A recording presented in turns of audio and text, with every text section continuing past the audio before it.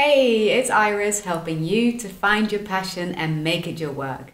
In today's video, I'm going to be shining a light on some of the biggest lies around finding your passion. And the reason why I'm doing this is because I've seen that a lot of people have these beliefs or ideas about what it takes to find your passion and build a career around that. But the problem is that these beliefs and ideas are simply not true. They're not only unhelpful, but they're not true. And as a result, people really struggle because they have these false beliefs, these sort of false ideas. They stop taking action. It stops them from finding and discovering something that could give them immense personal and professional satisfaction and meaning. And I find that's an eternal shame. So if you are still looking to find your passion or have some questions around it, then make sure you stay tuned, because I think busting these lies will be super helpful for you. But before I dive into that, if you like this video, please hit that thumbs up button. It tells me exactly what kind of content you're into, so I can then go and create more videos around that topic.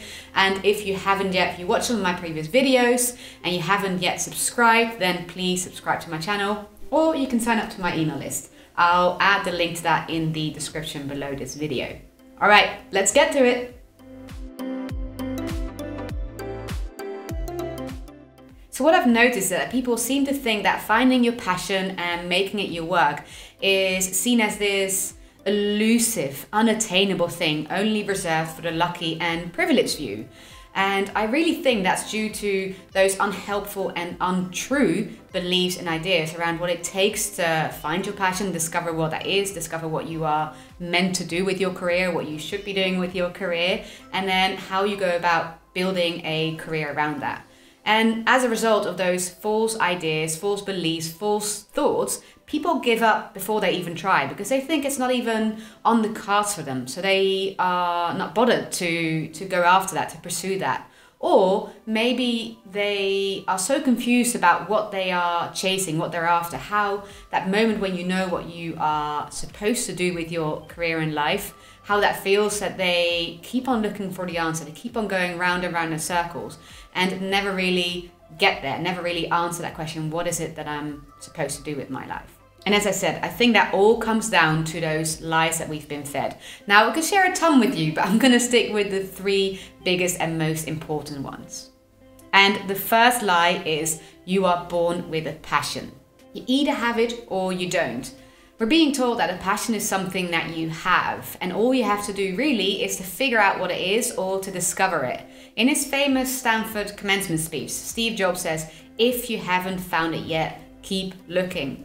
And so that's what we do. We keep on looking, and we expect that when we do find that thing, we have this light bulb moment. We know all of a sudden with unshakable clarity that this is the thing that we are meant to do.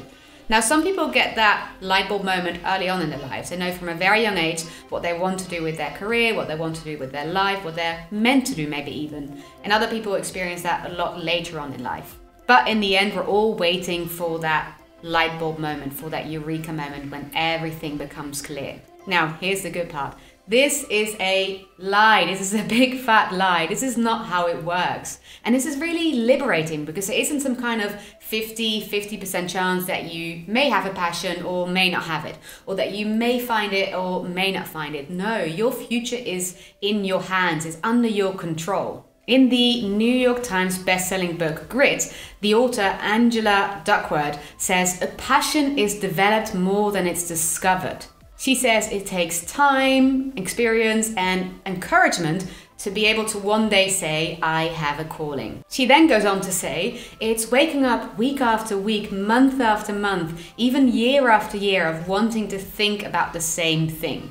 So essentially what she's saying is that a passion is something that you are genuinely interested in, it's something that you are curious about, and then you want to, and that you want to learn more and more and more and more and more about. So take a break, pause this video if you like, and ask yourself, what am I genuinely interested in? What am I curious about? What do I want to keep on learning more and more and more and more about? For me, that's human psychology and how we can live a happy and fulfilling life in which we thrive. Okay, moving on to the second lie, and that is, once you know what your passion is, everything will be easy. Oh, by the way, and if you're liking this video so far and haven't hit that thumbs up button yet, then please do it, because it will really mean a lot to me. So, about this second lie, once you know what your passion is, everything will be easy. We really want to believe that once we know what it is that we're meant to do with our career, meant to do with our life, that everything will come easily and everything will be fun and everything will go smoothly. We won't have any doubts, we won't have any self-doubt, and we won't have any setbacks, or no major setbacks or no major failures. You might even feel that the universe is guiding you in this, and that any major setbacks or failures or any difficulty is a clear sign that you shouldn't be walking down this path, or this is not what you're meant to be doing.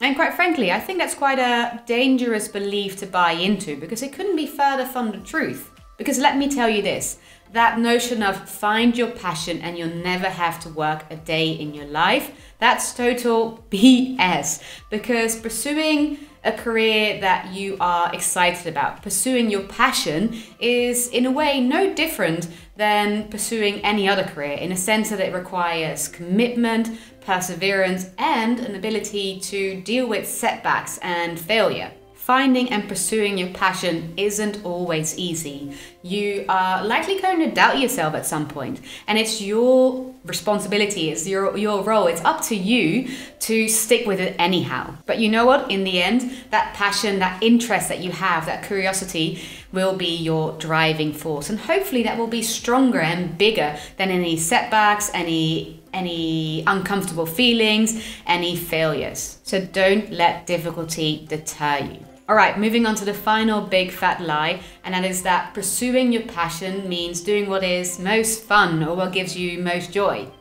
And it's not a big surprise that we believe this to be true, because when it comes to finding your passion, we often get asked the question, what do you love doing more than anything in this world? What do you love doing most? Now, let me tell you, I love traveling. I love being outside in nature. I love drinking rosé on the beach, but that's not what I'm doing for a living, is it? And I love my job. I love what I do, and I wouldn't change it for the world. So here's the crux. Instead of focusing on what you love, focus on what you care about. Because I really believe that finding and pursuing your passion means discovering and doing what you deeply care about. Because when you do something that you are interested in, that you are curious about, that you want to keep on learning more and more and more about, something that you care about, you'll likely feel stimulated, engaged, challenged, and fulfilled. And isn't that what we're after? And you won't, I think you'll less likely find that if you just focus on whatever it is that you love doing. All right, that's all I had for you today. Let me know in the comments what one thing you're taking away from this video. And if you're still watching it up until here, then you must have liked it. So if you haven't done it already, please leave a like. All right, so next week I'll be talking about how to overcome the fear of showing up and putting yourself out there, especially if you're running your own business or if you're working for yourself. So if you are interested in that, want to know more about that, then either subscribe to my channel and hit the bell right next to it, or sign up to my email list over on irismith.com. As I said, I'll add the link to that in the description below this video, and you'll get a notification as soon as I post that video. Thank you so much for watching, and I'll see you again next week. Bye!